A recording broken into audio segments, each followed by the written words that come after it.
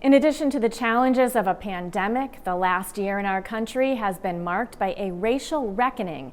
This following the death of Minneapolis resident George Floyd while in police custody. To highlight the role the Catholic faithful may play in promoting justice and healing, we begin a series of interviews today with local Black Catholics. In the first of her series, Becoming a Welcoming Church and Community, Rebecca Drake sits down with St. Michael's Cathedral parishioner Michael Jones. Michael Jones is an active member of St. Michael's Cathedral Parish in Springfield. He serves as a lector, is the Grand Knight of the local St. Peter Claver Knights and Ladies organization, and helps with many parish activities. But when Michael's parents, Joseph and Emma Jones, joined a Catholic church in Broussard, Louisiana in the 1940s, their experience was one of overt racism. I can recall my mother telling me that. And when they went to communion, of course they had to wait, like you said, they had to wait till all the whites were given communion. And then when they went to receive communion, she said the priests would turn their back on them just prior to them receiving communion. And then he would turn around, and that's when they would give the communion. With no other Christian denominations in their region, the couple stayed in the Catholic Church and brought that Catholic faith with them when they moved to Chicopee, Massachusetts. They later moved to Springfield and joined the predominantly white Holy Family Parish on Eastern Avenue. By the time I came onto the scene in the 60s, it was still predominantly white. But from that time, the pivot point again was Second Vatican. I just noticed then that many people were leaving, many white people were leaving, and more black people were joining the church at Holy Family. And one day you just realize you're in a black church, a black Catholic church. Although there were no black clergy in the diocese at the time, Michael says there were good pastors, ones who understood and embraced the traditional, more demonstrative style of black worship. The first one that I can recall was Father Darwin. He has since passed away, but he really opened it up, the hugging during the sign of peace. It started with the hugging, and then not just the hugging to the person next to you, but everyone.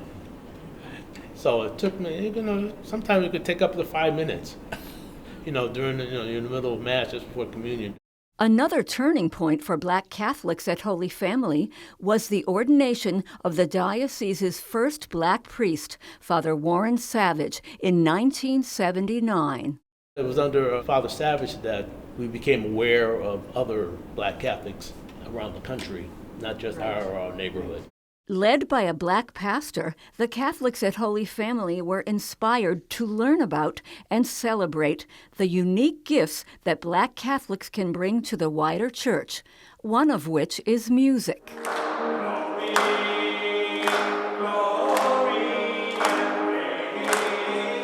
Under Father Savage's time when he was pastor, he brought in, as a guest, a black choir from New Haven. And that was the first time that a gospel choir come to a Catholic church here.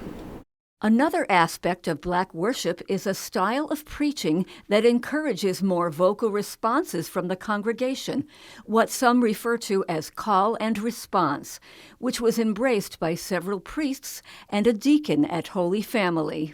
Franklin Darling, he's the one who he's brought up as a Methodist, so he brought a lot of his traditions to the Catholic Church, and one of them, was that you don't have to be quiet. And Father Savage and Ray Velasquez both, and Father Paul, Father Manship, they continue that openness. With their unique experiences validated and celebrated by these clergymen, Holy Family's Black Catholics brought their faith and their traditions here to St. Michael's Cathedral when the two parishes merged in 2009. One of these cherished traditions is having a time for fellowship after Mass, which has been suspended during the pandemic. Most people just leave. You get the final blessing from the priest, and boom, you're out the door.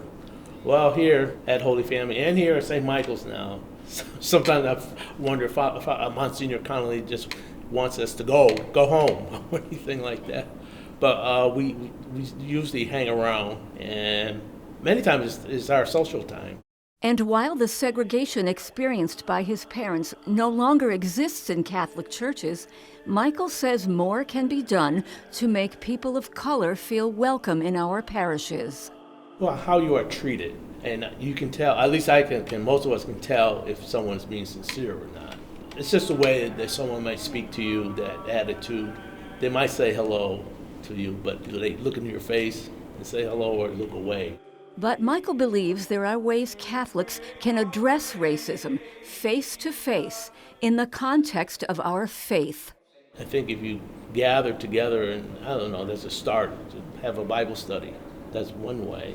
Because that way everybody's together, and if you are discussing something that is out of the Bible and you know something is wrong, how do you relate that to today? Another way to raise awareness and create unity is for Catholics to join together in service to the community. If anybody is out there curious as to what we as Black Catholics activities we have, you're welcome to join us. As the Knights and Ladies of Peter Claver, we're always looking for people to join us. While the service projects, special events, and social activities will have to wait until the pandemic is over, Michael has this message of hope. Once everything is lifted, everybody will be able to get together and really socialize and just hug one another one day soon.